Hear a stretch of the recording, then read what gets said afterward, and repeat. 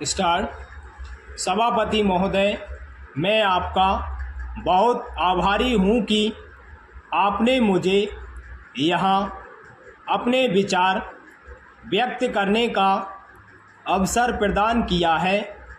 मैं जो बिल यहाँ पर लाया हूँ वह अति महत्वपूर्ण है। उसको देखकर आपको पता चलेगा कि किस प्रकार से आज गरीब लोगों का शोषण हो रहा है। मुझे प्रसन्नता होगी कि उस समस्या का निराकरण भी इस बिल में मौजूद है। मैं आपको एक बात और बताना चाहता हूँ कि अभी जो पीने के पानी के लिए जो नल कनेक्शन दिए गए हैं उसमें भी गरीबों के साथ न्याय नहीं किया गया है।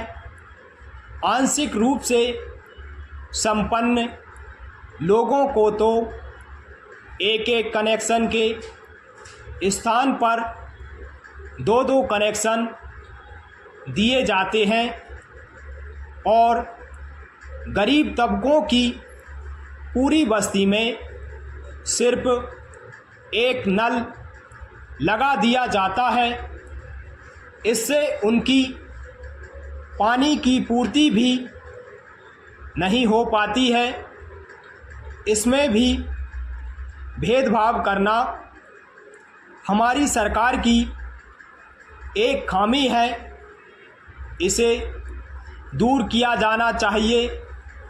मेरा हमें चर्चा करना है कि अभी कुछ दिन पहले देश में गेहूं का जो प्रश्न खड़ा हुआ था उस पर भी हमें अधिक ध्यान देना चाहिए और गेहूं को जहां तक हो सके सस्ते दामों पर मुहैया कराना चाहिए, जिससे गरीबों मज़दूरों को कुछ राहत मिल सके। मेरा श्रीमान जी, मैं एक और दूसरी बात आपको बतलाना चाहता हूँ और वह यह है कि सारे देश में एक ऐसा समान कानून बनाया जाए जिससे कि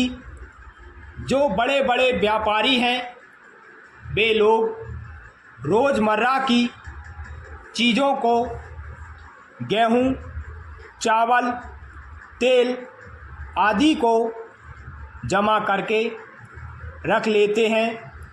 फिर जब भूखमरी तथा अनाज की कमी होती है तो वे लोग मुँह मांगे दामों पर यानी कि ज़्यादा भावों में गल्ले को बेचते हैं।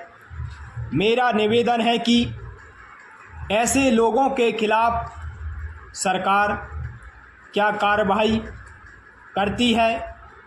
मेरे मुताबिक तो उन्हें कड़ी सज़ा देनी चाहिए और इसे हमारे संविधान में शामिल किया जाना चाहिए।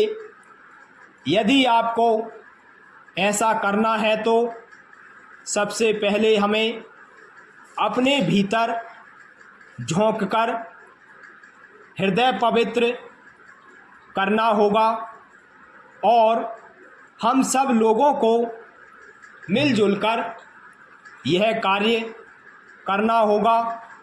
हम सबको इस बात के लिए तैयार होना चाहिए कि हमें इस बात को पूरे समाज को बताना है और उनके दिलों में यह बात घर कराना है कि जब हम सब मिलकर कुछ करेंगे तभी समाज का भला होगा। इससे हमारे देश के गरीब लोगों का जीवन स्तर उठेगा और देश भी आगे उन्नति करेगा।